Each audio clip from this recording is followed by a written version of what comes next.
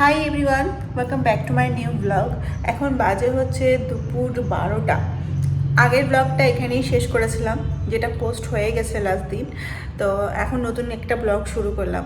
আসলে কি বলতো, দাঁত তোলার সময় থেকে না একটু টাইমটা একটু গড়বড় হয়ে গেছে। যে মানে কালকে সন্ধ্যা থেকে একটা ব্লগ শুরু করেছিলাম, যেটা আজকে সকালবেলা দুপুরবেলা শেষ করলাম। মানে এর আগের সময় স্নান করতে যাওয়ার আগেই শেষ করেছিলাম। তো স্নান করে এসে ভাবলাম ব্লগটা অনেক বড় হয়ে যাবে হয়তো, ওই জন্য নতুন করে একটা ব্লগ শুরু করি। যাই হোক, রান্নাবান্না বসাবো। সকাল থেকে তো জানোই কী হয়েছে, মাসি আজকে বাঁক মেরেছে। মানে আজকেই মাসিকে বাঁক মারতে হয়েছে। মানে এত দিন হলো না, মানে পেলো না। মানে যদিও বা মাসি জানতো না কালকে যে আমাদের যেহেতু পরে ডিসাইড হয়েছিল 12টা 1টার পর, তো তার আগে মাসি চলে গেছিলো।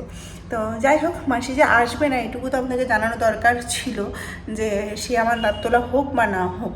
যেহেতু মাসি সকাল 8টা থেকে দুপুর 2টো পর্যন্ত থাকে, তো দুপুর 2টো পর্যন্ত অনেক কাজই থাকে। শুধু ঝাড়া মোছার কাজ হতে গেলে আলাদা ব্যাপার, সেটা করে নেওয়া যায়। কিন্তু রান্নার কাজটা যদি না আসে তাহলে একটু বললে সুবিধা হয়।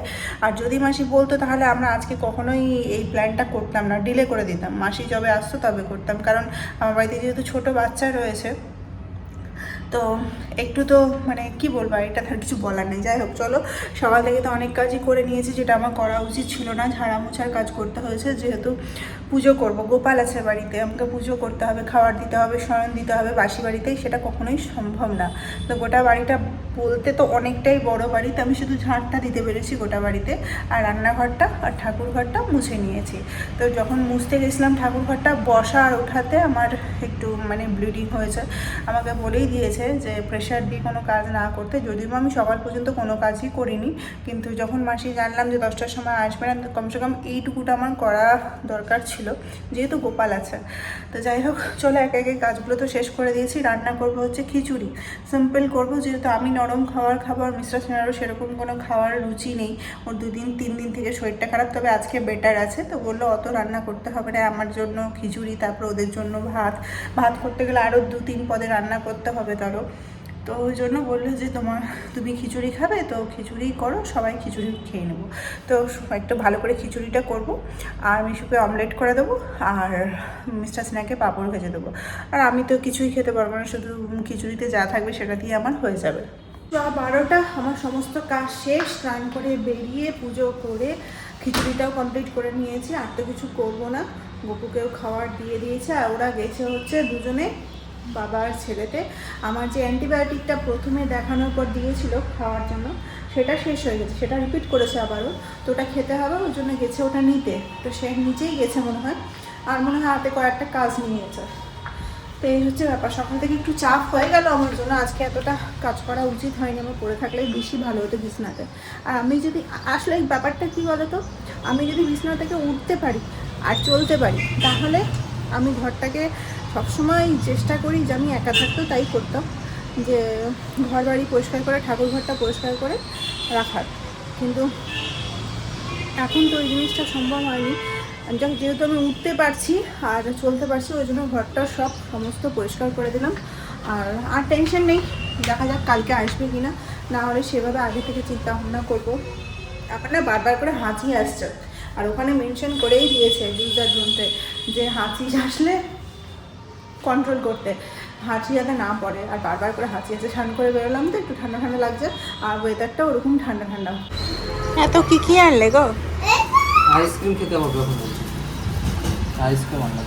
আইসক্রিম আমুল কুল, এটাই আমার বেশ ভালো লাগছে। কোথায় ঘুরে আসলে তুমি? এসেই জামা খুলবো। আর ওষুধগুলো আনলে, যেটা মেন। আইসক্রিম টাইসক্রিম তো না না, আইস এটা ও আইস প্যাডও এনেছো? এটা ধুয়ে ফ্রিজে রেখে দাও। ধুয়ে রাখ। জামা বাড়িতে ঢুকতে দেরি, জামা খুলতে দেরি না। কলকাতার ফ্ল্যাটে থেকে গেছে হচ্ছে আইস ব্যাগটা, তো ওই জন্য এখানে নতুন করে আনালাম, থাকলে আর কিনতে হতো না। আর কয়েকটা ওষুধ ছিল, সেগুলোও আনলো। যাই হোক, নিচ থেকেই নিয়ে চলে এসছো। আর সব হয়েছে খাওয়ার দাওয়ার। মা অসুস্থ মানে মিশুর এখানে একটার পর একটা খাওয়া চলছে। মানে একবার আমন কুল হলো, এবার আইসক্রিম নিয়ে এসছে, বাবার পেছন পেছন আইসক্রিম নিতে ছুটছে। ওই দেখো এসে এখন 1:30, একটু কিছুক্ষণ ওয়েট করলাম। মিশু যেহেতু একটার সময় খায়, তো আজকে একটু আধা ঘন্টা লেট হয়ে গেল, যেহেতু ওই যে আমার সাথে সাথে আমুল কুল খেয়েছিল, খেতে পারবে না বলে আমি একটু টাইম নিয়ে নিলাম। তো এখানে মিশুর জন্য একটা অমলেট বানালাম, মানে ডিম পোস্ট টাইপের, আর এখানে খিচুড়িটা আছে, জাস্ট একটু ঘি দিব, হয়ে যাবে। আজকে খিচুড়িটা আমি কিন্তু বাড়ির সেদ্ধ চালেই করেছি, যেহেতু মিসেসের শরীরটা ঠিক নেই, পেট ব্যথা ব্যথা করছিল 2-3 দিন থেকে, ওই জন্য আর আতপ চালের দিকে যায়নি, সিম্পল সেদ্ধ চালের করেছি। আর এটা মিশু খেতেও ভালোবাসে, তো ঘি দিয়ে দিয়েছি, জাস্ট ওকে খাইয়ে দেবো।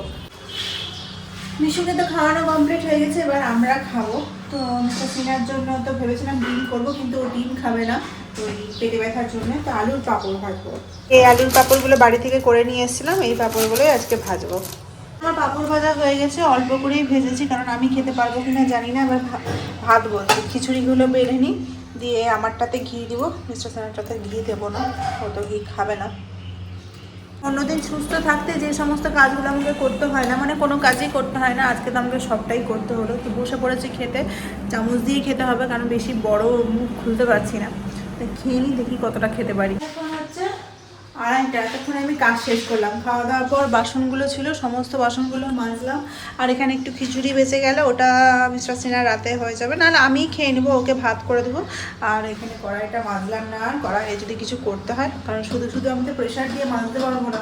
কোনো রকমের ডিম যেটা করেছিলাম মিশুর জন্য, এই প্যানটা কোনো রকমে হালকা করে মাজলাম। এরকম বাসন তো ধরো এমনি স্কচ বাইট দিয়ে ইয়ে করলেই হয়ে যায়, কিন্তু অ্যালুমিনিয়াম বা কড়াইগুলোতে একটু বেশি প্রেশার দিতে হয়।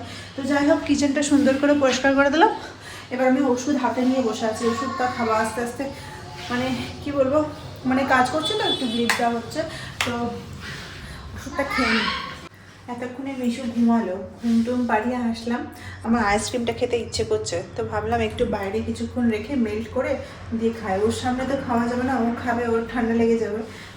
মিস্টার সিনহাও ঘুমিয়ে গেছে, ও তো খাবে না, তো আমি একা একাই বসে খাবো। তো এটা যে নিয়েছিল, এটার সাথে আরেকটা ফ্রি পাওয়া গেছে। তো যাই হোক, এটাই খুলি এখন। এটা এখন অনেকটাই ঠান্ডা রয়েছে, এত ঠান্ডা খাবো না, একটু মেল্ট হোক তারপর খাবো। কি করছো? কি করবো আর, দুবেলা খিচুড়ি দিয়ে চালিয়েছি, এখন তো আর খিচুড়ি নাই, চলে গেছে খিচুড়ি। যা কাজ করেছে সকাল থেকে, ওই খিচুড়িটা হজম হয়ে গেছে। তা এখন মানে শর্টকাটে সব কাজ করতে হবে, ওই জন্য ভাবলাম যে একজনের পেট ঠিক নেই, একজনের দাঁত ঠিক নেই, আর একজন তো নরম খাবার খাবে, মানে আমাদের 3 নম্বর পার্টি।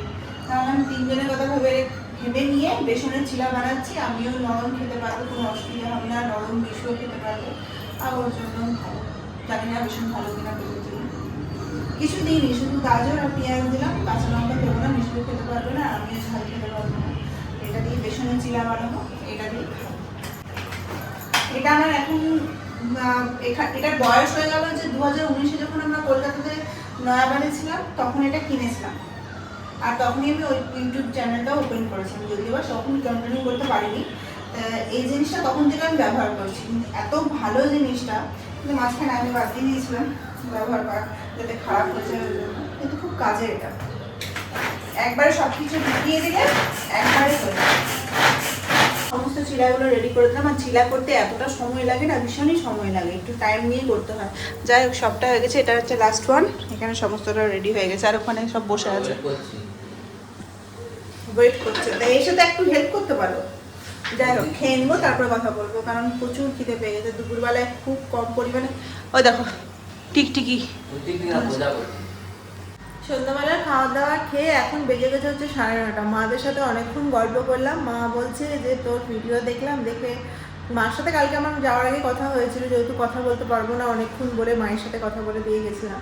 দিয়ে মা বলছে আমার তো শুনেই ভয় লাগছে দাঁত তোলা, কিন্তু এদিকে কিন্তু মা গত 10 বছর ধরে দাঁতের ট্রিটমেন্টে আছে। মায়ের একটু দাঁতের প্রবলেম রয়েছে বলে লাস্ট সপ্তাহ মনে হয় মা 7 দিন ধরে দাঁতের ডাক্তার দেখিয়েছে, দাঁতগুলোকে সমস্তগুলোকে ঠিক করেছে।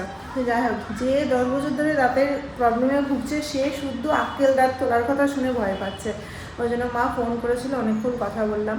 কালকে তো রাত্রেবেলায় এসে কথা বলতে পারিনি, যার কারণে মার টেনশন হচ্ছিল, শুধু ভিডিও কলে ইশারাতে কথা বলেছিলাম। তো এখন ঠিকঠাক, মাকে বললাম ঠিকঠাক আছে, টেনশন করো না। এদিকে আবার আমার ভিডিও দেখে আমার শাশুড়ি মাও ফোন করেছিল, আর শাশুড়ি মা তো এইসবে আরও বেশি ভয় পায়। আমার মা যেরকম ধরো ডাক্তারের কাছে যাচ্ছে একটা জানে যে না ঠিক আছে অ্যানাস্থেসিয়া দিয়ে করবে, কিন্তু আমার শাশুড়ি তো আরও বেশি, মানে যবে থেকে শুনেছে ভিডিওতে তবে থেকেই আমাকে ফোন করে করে, ধরো মিস্টার সিনহাকে ফোন করে করে বলছে যে ডাক্তার কি তুলতেই হবে তুলতেই হবে, আমাদের তুলতে তো হবেই, কিছু করার নেই, সব জায়গাতেই বলে দিয়েছে, মানে ভীষণই ভয় পাচ্ছে। দাঁতের ব্যাপারটা আলাদা, অন্য কোনো হাত পা কেটে গেলে সেলাই করা বা অন্য কোনো অপারেশন করাটা আমার মনে হয় বেশি মানে ঠিক আছে, কোনো ব্যাপার না, হ্যাঁ সবটাই সিরিয়াস ব্যাপার, কিন্তু দাঁত তোলাটা কোনো জিনিসকে একদম উপরে ফেলার ব্যাপারটা একটু বেশি মানে ভয়ঙ্কর ব্যাপার, মানে যে কোনো মানুষ শুনেই ভয় পায়। আর আমি তো হলাম ডাক্তারের কাছে যাওয়ার কথা নাম শুনলেই আমার ভয় পেয়ে যায়, মানে ডাক্তারের কাছে যেতেই চায় না। মানে এতদিন ধরে ধরো 2 বছর 3 বছর ধরে আমি দাঁতের প্রবলেমে ভুগছি, মানে এই একটা দাঁতের প্রবলেমে আমি 3 বছর ধরেই ভুগছিলাম, কিন্তু লাস্ট মানে 1 বছরের কথা বলছি, 1 বছর ধরে আমার মেন্টাল প্রিপেয়ার হচ্ছিলাম যে না দাঁতটাকে আমার তুলেই দিতে। না সব কিছু ঠিক হয়ে গেছে, অনেকক্ষণ কথা বললাম, লাস্টে বললো অনেক কথা হয়ে গেল, তুমি এবার রাখো, রেস্ট করো, দিয়ে এই 5-10 মিনিট আগে ফোনটা রাখলাম। এবার হচ্ছে রাতের খাবারের প্রিপারেশন করবো, আজকে রাতে কিচ্ছু করবো না, কারণ মিস্টার সিনহা বললো যে তুমি কিছু করতে যাও না, সারাদিন যা কাজ করেছি তার একটা প্রেশার আমার উপর পড়েছে, সেটা আমি ফিল করতে পারছি। কারণ কি বলতো, সকালবেলা যখন আমি বসেছিলাম ঠাকুর ঘরটা মোছার জন্য আর উঠেছিলাম না, মানে ঠাকুরের কাজটা নিচে বসেই করতে হবে, রান্নাটা যদি দাঁড়িয়ে করা যায়, তো তখন হালকা করে আমার ব্লিডিং হচ্ছিলো, মানে সেটা আমি পরে এসে যখন করলাম স্প্রিট করলাম তখন বুঝতে পারছিলাম যে আমার ব্লাডটা বেরিয়েছে, আর আমাকে ভারী কাজ করতে মানাও করে দিয়েছে। যাই হোক, ওই জন্য রান্নাবান্নার এখন ঝামেলাতে যাচ্ছি না, জানি না কালকে মাসি আসবে কি আসবে না, আসলে খুবই ভালো, না আসলে আরও ভালো, মানে কি বলবো, এর থেকে আর মানে ভালো কিছু আর বলতে পারছি না। তো রান্নাবান্না যেটা আছে, খিচুড়ি আছে, সেটা মিস্টার সিনহা হয়ে যাবে, আমি তো কিছু খেতে পারবো না, রাতে কিছু খেতেও চাইছি না ভারী কিছু, কারণ সকালবেলা দুপুরবেলা যেহেতু খেয়েছি আর বিকালবেলা যেটা খাবার খেয়েছি হয়ে গেছে, তো হালকা কিছুই খাবো। কি করছো? এই তো খিচুড়িটা চাপিয়েছি, খিচুড়িটা একটু গরম হোক, ভাবছি খিচুড়িটাতে একটু মানে ডিম ভুজি করে দিয়ে দেবো, তাহলে একটু নরম হয়ে যাবে ফুটতে ফুটতে। আর আমি যেহেতু ডিমের অমলেট করে খেতে পারবো না, ওই জন্য ভাবছি যে ডিমের ভুজি করে দিয়ে দেবো। আর ভাবছিলাম যে এই যে গত 2 দিন আগে, মানে যেদিন স্মার্ট মার্কেটে গেছিলাম সেদিন এটা নিয়ে এসেছিলাম আলু টিক্কিটা, বার্গার বানাবো বলে, কিন্তু হলো না। আজকে যেহেতু ছুটির দিন, মানে কালকেও ছুটি ছিল, আজকেও ছুটি, আর আগামীকালও ছুটি, তো ছুটির দিনে একটু আলাদা কিছু মন করে খাওয়ার জন্য, কিন্তু বাইরের খাবার খেতে পারবো না, যদিও বা এটা ফ্রোজেন খাবার, তো ভাবছি যে একটা ওর জন্য ভাজবো। পেট খারাপ না, দেখো কি হয়, আলুই তো আছে। একটাই ভাজবো, কারণ আমি তো এর আগে কখনো এটা নিইনি, এবার প্রথম আমি বার্গার বানানোর জন্য নিয়েছি, একটাই ভাজবো, সেটা হাফ করে দুজন খাবো। জানি না আমি খেতে পারবো কিনা, যদি হার্ড হয় তাহলে তো চিবাতে পারবো না। আমি এরকমই দুপুরবেলা চামচ দিয়ে যখন খিচুড়িটা খাচ্ছিলাম তখন ভীষণ ব্যথা লাগছিল, তো খিচুড়িটা খেতেও আমার ব্যথা লাগছিল, এত মানে সেদ্ধ খাবার, তো এটা তো আরও বেশি হার্ড হবে। বিকালবেলার খাবারটা ঠিক ছিল না। যাই হোক, খিচুড়িটা এখন গরমে বসেছি, এটা গরম হয়ে গেলে তরকারি দেবো ডিম দিয়ে, এমনিতেও মানে ফোড়ন টোড়ন সবই দেওয়া আছে, শুধু ডিমটা। প্রথমে একটাই বার করেছিলাম, তারপরে মনে হলো যে না, একটাতে কেউ ভাগাভাগি করবে না, আমি ভাগ চাইবো না ও ভাগ দিবে, তো যাই হোক ওই জন্য দুটোই বার করলাম। তেলটা গরম হলেই দিয়ে দেবো। আর এখানে খিচুড়িটা অলমোস্ট কমপ্লিট, শুধু রাত্রে শেষে এটা ভাজার পর, আলু টিকিটা ভাজার পর যে তেলটুকু বাঁচবে ওই তেলটুকু দিয়ে ডিম ভুজিটা ভেজে নেবো, দিয়ে হয়ে যাবে। এইসব দেখে কে বলবে কালকে আমার দাঁত তোলা হয়েছে আর মুখের মধ্যে স্টিচ আছে। মাঝে মাঝে মনে হচ্ছিল বাইরে থেকে খাবার কিনে খাই, যেহেতু ছুটির দিনে একটু বাইরে খেতে মন করে, কিন্তু তারপরে বারবার করে কতবার যে সুইগি আর জোম্যাটো খুললাম আমরা আর বন্ধ করলাম, বারবার করে মনে হচ্ছে খাই, তারপরেই মনে হচ্ছে যে না বাবা, মুখের মধ্যে সেলাই আছে, বাইরের খাবার খাবো না। এত কিছু যখন করলাম, এখানে আলু টিক্কিও ভেজে নিয়েছি আর খিচুড়ির সাথে ডিমটাও অ্যাড করে দিয়েছি। তো এত কিছু যখন করলাম তখন শুধু শুধু মনে হচ্ছে ছেলেটাকে যেন না খাইয়ে রাখবো, ছেলেটাকে মানে মুড়ি খাইয়ে রাখবো, ছেলেটাকেও একটু খিচুড়ি খাইয়ে দিই। তো ওর জন্য এগ স্ক্রাম্বেল আলাদা রেখে দিয়েছি, ওই খিচুড়ির সাথে মেশালে খাবে না, মানে ওকে দেখতে হবে ও ডিম খাচ্ছে, ওই জন্য সেপারেট রেখেছি, ঘিটা অ্যাড করবো। বাজে এখন 10:30, আমাদের ডিনার কমপ্লিট হয়ে গেছে। আর খিচুড়িটা ওবেলার থেকে এবেলা বেশি ভালো লাগছিল, কারণ একটাই যে খিচুড়ি যত বাসি হয় তত বেশি ভালো লাগে, নেক্সট দিন হলে আরও বেশি ভালো লাগতো।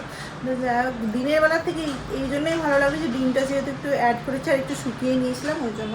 আর মিশুরও খাওয়া হয়ে গেছে ডিম স্ক্রাম্বল থেকে, আমাদেরও খাওয়া দাওয়া হয়ে গেল। 10:30 বেজে গেছে, এখন ঘুমিয়ে পড়বো। আমরা ঘুমাবো না, আমরা সিনেমা দেখবো। কালকে রাতে আমি ভেবেছিলাম একটা হীরামান্ডিটা দেখবো, কিন্তু কালকে একদমই ইয়ে ছিল না। ভেবেছিলাম ব্যথা ব্যথা করবে, হয়তো জেগে থাকবো, তো আগে থেকে প্ল্যান করেছিলাম আমি মিস্টার সিনেমা মিলে তাহলে ঘুম তো এরকমই আসবে না, সিনেমাটা দেখবো। কিন্তু না, কালকে কোনো ব্যথা ব্যথা করেনি, আমি অলরেডি ঘুমিয়ে গেছিলাম। ও মনে হয় দেখেছিল সিনেমা। আর আজকে আমি এই জন্য প্ল্যান করেছি যে কালকে যেহেতু ছুটি আছে, স্কুল বন্ধ, সকালে ওঠার তাড়াও নেই, মাসি আসবে কি আসবে না জানি না, তো আজকে রাতে হীরামান্ডিটা দেখবো। তো চলো আজকের ভিডিওটা এখানে শেষ করছি। আশা করছি তোমাদের আজকের ভিডিওটা ভালো লেগেছে। যদি ভালো লাগে তাহলে অবশ্যই লাইক করবে। দেখা হচ্ছে নতুন ব্লগের সাথে কালকে।